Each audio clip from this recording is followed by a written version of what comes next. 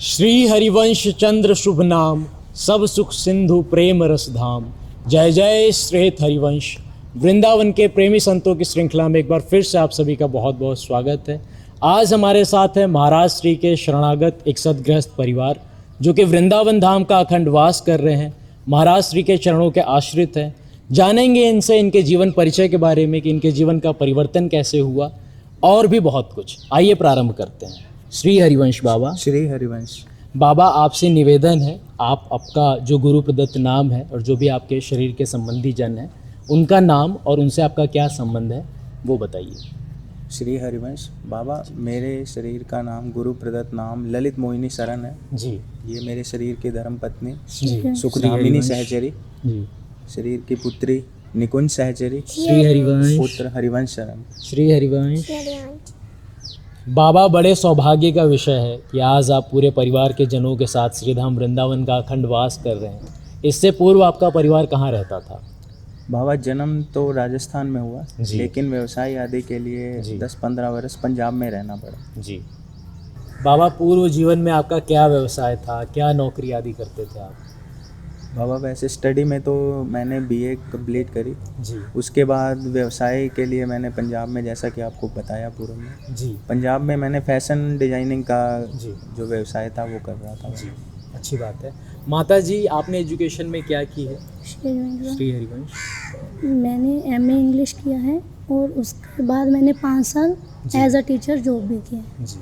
बाबा, आज तो सद्गुरुदेव भगवान की कृपा से प्रिया प्रीतम की उपासना में आप सभी रत हैं। इससे पूर्व जन्म में कितना कैसा माहौल था, भगवतिकता कितनी थी? बाबा, माता जी, शरीर की जो माता जी थी जी। तो शुरू से ही वो रामचरितमानस, सुंदरकांड आदि का पाठ घर में होता ही रहता था। जी। कोई भी जैसे घर में कोई अवसर आता था जी। तो अखंड रामायण जी का पाठ, सुंदरकांड जी का पाठ जी। चलता ही रहता था। हनुमान चालीसा आदि वगैरह जैसे अपने जी। उपासना में रहता है देवी देवताओं की, जी। जी। तो उसी माहौल से चल रहा था सब। जी। माता जी, बाबा को तो कहीं ना कहीं एक आध्यात्मिक माहौल मिला बचपन से, आपको कैसा माहौल मिला था? और पारिवारिक माहौल ठीक था, बस जी। जैसे नवरात्रे और जी। ज़्यादा नहीं था, बस नवरात्रे रखना बस इतना ही था। लेकिन जब शादी हुई जी। तब पूरा परिवर्तन हो गया जी। जीवन का, क्योंकि बहुत भागवतिक माहौल था। जी। जैसे कि इन्होंने बताया कि इनकी माता जी पूर्णतः राम नाम का जप करती, वो हमारे लिए एक ऐसा चरित्र थी जी। कि जैसे पारिवारिक जन बताते हैं कि उनको इतना भयानक कैंसर रोग हो गया था जी। कि उस समय में भी उन्होंने इतना राम नाम का कीर्तन किया कि जब उनको अंतिम समय में अस्पताल में ले जाएगा तो डॉक्टर्स भी हैरान थे कि अंतिम समय में इतना राम नाम कीर्तन। तो वो हमारे लिए एक प्रेरणा रही हैं। जी। तुरंत बाबा, वृंदावन धाम का परिचय कैसे प्राप्त हुआ? पहली बार कब आना हुआ वृंदावन? बाबा, 2009 से दर्शन आदि के लिए वृंदावन धाम में आ ही रहे थे। जी। कैसा लगता था उस समय दर्शन आदि करके? उस समय में धाम का इतना परिचय नहीं था बाबा। जी। जी। दर्शन आदि के लिए आना जी। और रहना और चले जाना, इतना जी। कोई धाम की महिमा का भी नहीं पता था उस समय। जी। ठाकुर जी, ठकुराइन की कृपा रही कि वृंदावन धाम आने जाने लगे आप। महाराज श्री से परिचय कैसे प्राप्त हुआ? महाराज श्री से परिचय बाबा, पंजाब के ही हमारे एक भैया जी। 2014 में हमें पहली बार उन्होंने बताया कि जी। मदन टेर पर जी। एक संत विराजमान है, निकुंज जी। की बहुत सुंदर चर्चा करते हैं, आप एक जी। बार उनके दर्शन करिए। जी। तो मन में ये उत्कंठा जागृत हुई कि हमें जी। भी देखें ऐसे कौन से संत विराजमान है कि बिल्कुल। दर्शन किया जाए। बिल्कुल। तो प्रथम बार फिर 2014 में ही महाराज जी के दर्शन का सौभाग्य मिला। जी। कैसा लगा था उस समय? उस समय बहुत अद्भुत लगा बाबा। जी। देखते ही मन में ऐसे भाव हुआ कि बस यहीं से अब तो बात बनेगी, ऐसा मन में लगा। जी। और उस समय में महाराज जी जब नीचे आते थे तो ऐसे आम जन बैठ के चर्चा करते थे। जी। जी। निकुंज की चर्चा हुई उस समय में, सत्संग इत्यादि नहीं, जैसे अभी सत्संग हो रहा था मदन टेर पे, जी। वैसे नहीं होता था। जी। वैसे ही बस आम बैठ के 2-4 जन बैठते थे और चर्चा शुरू हो जाती थी। जी। उसके बाद तो बस महाराज जी का सत्संग सुना। जी। बाबा, आपने महाराज श्री का सत्संग सुनना प्रारंभ किया। महाराज श्री का सत्संग जो भी उपासक सुनता है, मतलब उनका हृदय अंदर से विदीर्ण हो जाता है। क्या क्या परिवर्तन देखने को मिला? सत्संग सुनने के बाद तो मन में बहुत व्याकुलता बढ़ गई जी। कि अब वृंदावन वास करना है। जी। सत्संग भी उस समय में वृंदावन महिमामृत पे होता था महाराज जी। जी का। जी। महाराज जी ने कैसे बताया कि धाम की महिमा, रज जी। की महिमा, जी। तो मन में ये निश्चय हुआ कि अब वृंदावन वास ही करना चाहिए जी और अब भजन करके वृंदावन में ही अपना जीवन जी सब करना चाहिए। जी सत्संग के प्रभाव से मन में बहुत व्याकुलता बढ़ने लगी। जी महाराज श्री के जब भी दर्शन करते बहुत अपनापन लगता, जी। ऐसे लगता कि यही अपने हैं, जी सर्वस्व यही है, यहीं से बात बननी है अब तो, ऐसा लगने लगा। जी फिर हमने विचार किया कि यहीं अपने को शरणागति लेनी चाहिए जी और भजन करके अपने जीवन को सार्थक करना चाहिए। जय माता जी, जैसा बाबा ने कहा कि आप दोनों के हृदय की व्याकुलता बढ़ रही थी, ऐसा आप दोनों ने कब निश्चय किया कि अब शरणागति के लिए महाराज श्री से निवेदन करते हैं? जैसे कि वृंदावन आना जाना लगा रहता था, जी तो मन में निश्चय हुआ कि नहीं, अभी तो हमें दीक्षा लेनी चाहिए जी और ये ही अपने हैं। और जब भी उनके दर्शन करते थे तो लगता था कि बस इनसे ही अपनापन है। जी तो हमने निश्चय किया कि अब तो हमें दीक्षा लेनी है जी। और हमने महाराज जी के सामने अपनी बात रखी तो महाराज जी ने सहज ही स्वीकृति दे दी। लेकिन हमारे में तो ऐसा कोई, हमाधम जी में हमारे में ऐसा कोई वो नहीं था, लेकिन महाराज जी की हेतु की कृपा से हम दोनों दीक्षित हो गए। और उसके बाद फिर बस दीक्षा होने के बाद ही मन में ऐसा लगने लगा कि नहीं, अब यहाँ नहीं रह पाएंगे, अब हमें जैसा भी हो वृंदावन वास करना है। जी लेकिन मध्यम वर्ग से बिलोंग करते थे तो लगता था कि कैसे व्यवस्था होगी, मन में संशय था जी कि कैसे व्यवस्था होगी। तो फिर हम जब अगली बार वृंदावन आए राधा अष्टमी के दिन, जी तो फिर महाराज जी के सामने प्रश्न रखा कि महाराज जी वृंदावन वास तो करना चाहते हैं, पर कहीं ना कहीं संशय है कि बच्चे छोटे हैं तो कैसे होगा, जी कि व्यवस्था कैसे होगी। तो महाराज जी ने कहा कि बिल्कुल आप तो एक निमित्त मात्र हो, अगर आज आप पधार जाओ तो क्या होगा, तब क्या आपके बच्चों का पालन पोषण नहीं होगा। जी तो महाराज जी ने इतना मतलब समाधान दिया कि मन बस ऐसा हुआ कि नहीं, अब तो कुछ नहीं है, अब तो वृंदावन वास ही है। और उसके 1 साल बाद जन्माष्टमी पर जी। हमारा गुरुदेव की कृपा से हमारा वृंदावन वास। जी अखंड रूप से उस समय से वास प्रारंभ कर दिया आप दोनों ने। श्री जी की अहेतुकी की कृपा से आप सभी को वृंदावन धाम का अखंड वास प्राप्त हो गया, जिसके लिए बड़े बड़े देवी देवताएं भी याचना करते हैं, यहाँ के रच की, यहाँ के लता पताओं की, यहाँ की भूमि की। आपके देख रहे हैं, आपके 2 बच्चे हैं, एक सुपुत्र है, एक सुपुत्री है, दोनों बाल्यकाल से इस मार्ग पे चल रहे हैं। दोनों से जानना चाहेंगे आपको कैसा लगता है इस मार्ग पे चलते हुए, अभी आप छोटी अवस्था में? हमें बहुत आनंदित लगता है। बहुत आनंदित। आपको कैसा लगता है? बहुत अच्छा। केली कुंज में आते जाते हैं आप?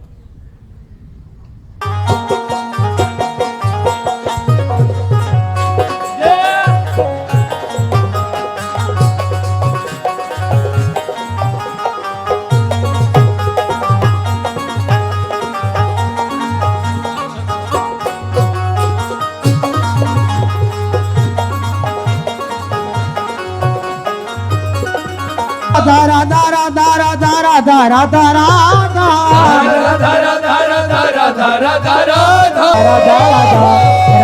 धारा धारा धारा धारा श्री राधा राधा श्री राधा श्री राधा।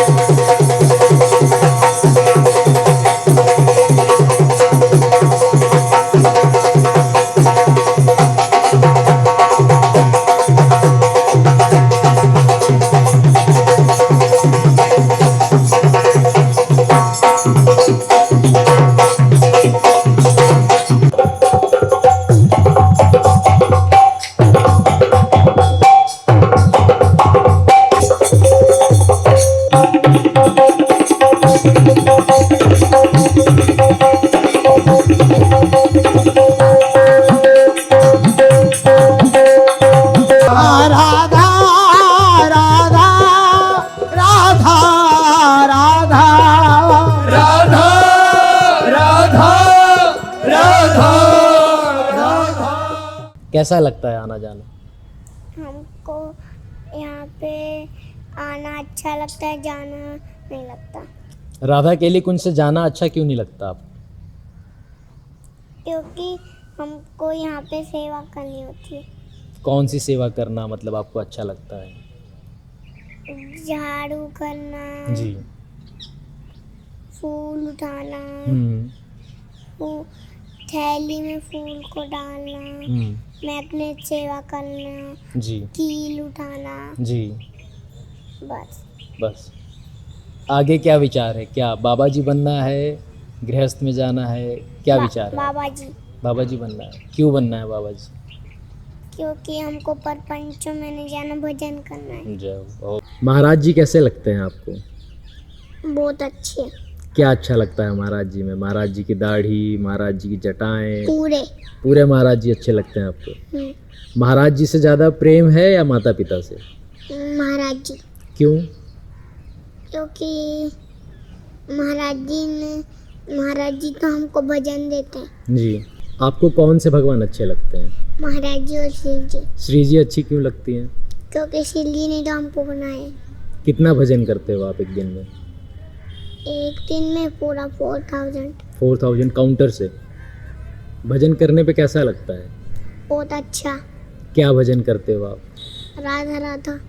राधा राधा जपते हो आप? कैसा लगता है राधा राधा जपते हुए? बहुत अच्छा। श्री जी से आपका क्या संबंध है? श्री जी की क्या हो आप? प्यारी सखी। प्यारी सखी, जय हो। अच्छा, आपको जब श्री जी मिलेंगी तो श्री जी की क्या क्या सेवा करोगे आप? पंखा सेवा, हम्म। शिव जी के चरण दबाएंगे, हम्म। शिव जी को भोग पाएंगे। क्या क्या पवाओगे भोग में? लड्डू, हम्म। गुलाब जामुन, हम्म। घेवर, जय हो। रबड़ी, खीर, मिठाई, लड्डू, श्री जी को सबसे अधिक प्रिय क्या है? लालजू। जय हो। मान लो आपके माता पिता यहाँ से चले गए, आपको वृंदावन धाम में अकेले छोड़ के, तो आप भी रहोगे यहाँ पे या आप चले जाओगे? हम भी यहीं पे रहेंगे। रहोगे? हाँ। अकेले? हाँ। माता पिता के बिना?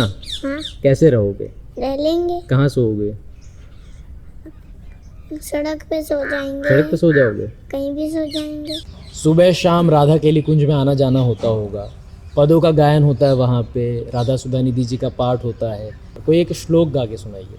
यो ब्रह्म रुद्र शुकना रद भीष्म मुख्यै रालक्षितो न सहसा पुरुषस्य तस्य सद्यो वशीकरण चून्मनन शक्तिं तं राधिका चरण रेणुमहं स्मरामि। जय। आधाय मूर्धनि यदा पुरुदार गोप्य काम्यं पदं प्रियगुणे रपिपेक्ष्य मोले भावोत्सवेन भजतां रसकामधेनुं तं राधिका चरण रेणुमहं स्मरामि। अति सुंदर, बहुत। आप भी कुछ गा के सुनाइए। प्यारे बोली भामिनी आजुनी की जामिनी बैठी नवीन मेघ चोगामिनी मोहन रसिका रायरी माई चासो जुमान करे ऐसी कोलता मिंजशीत हरिवंश श्रमण सुनत प्यारी राधिका रमन स्वामिली गजगामिनी रात समेत उरस लंपट सुरत झूठा जय ज्योति अति फूल क्षमवारी जगन बिंदु भजन पद भूषण अंगहि पो कछुराय तिलक शिथिल अलकावली मदन कमल मानो अलिधो यशित हरिवंश मदन रंग रंगीर नैन बैन कटी शिथिल दुकूल।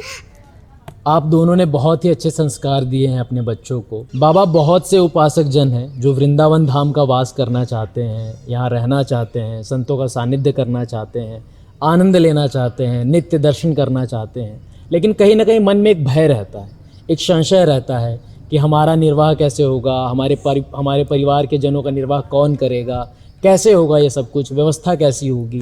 तो इसके ऊपर क्या कहना चाहेंगे आप? क्या बोलना चाहेंगे उन उपासकों से? देखिए बाबा, यद्यपि श्री जी ही सबका निर्वाह कर रही हैं, गुरुदेव के हेतु की कृपा से सबका निर्वाह हो रहा है जी, लेकिन फिर भी कहीं ना कहीं अगर मन में ये संशय रहता है, लेकिन अगर आप अनन्य भाव से गुरु चरणों के आश्रित होकर गुरु वचनों के अनुसार अपने जीवन यापन करेंगे जी, और धाम के अनन्य निष्ठा से रहेंगे, तो धाम माँ की तरह पालन पोषण करते हैं। जी गुरुदेव के ही वचन है, गुरुदेव ने बहुत बार कहा है कि वृंदा विपिन प्रभाव सुनी, जी। अपनों ही गुण देत, और जैसे बालक मलिन को माँ तो गोद भर ले। जी जैसे माँ अपने बच्चे को गोद में रख के दुलार करती है, ऐसे ही वृंदावन माँ की तरह पालन पोषण करता है। इसमें कोई संशय नहीं है। देखिए बाबा, हम आपके समक्ष साक्षात उदाहरण ही समझ लीजिए कि कैसे उस सामान्य परिवार से आए और यहाँ पर आजीविका के लिए, लेकिन महाराज जी के हेतु की कृपा से सब कुछ ऐसे चल रहा है कि बहुत कृपा में, जी बहुत आनंदित जीवन व्यतीत हो पल रहा है। पल कृपा का अनुभव करते पल पल कृपा का अनुभव हो रहा है बाबा, इसमें कोई संशय नहीं है। धाम बहुत कृपा कर रहे हैं, क्योंकि महाराज जी से हमने ये प्रश्न किया था कि महाराज जी अब वृंदावन में वास हो रहे हैं, लेकिन परिस्थितियों से घबरा कर कभी वापस ना जाना पड़े। जी। तो महाराज जी ने कहा कि वृंदावन माँ की तरह आपको पकड़ लेगा। जी। आप माँ को जैसे बच्चा हाथ पकड़ा देता है, तो बच्चा चाहे छुड़ाना चाहे, लेकिन माँ कभी बच्चे का हाथ नहीं छोड़ेगी। ऐसे ही वृंदावन को आप पूर्णतः समर्पित हो जाइए। जय हो। वृंदावन आपका पालन पोषण करेगा, गुरुदेव की कृपा आपका पालन पोषण करेगी, भरण पोषण सब जीविका का निर्वाह करेगी। जय जय।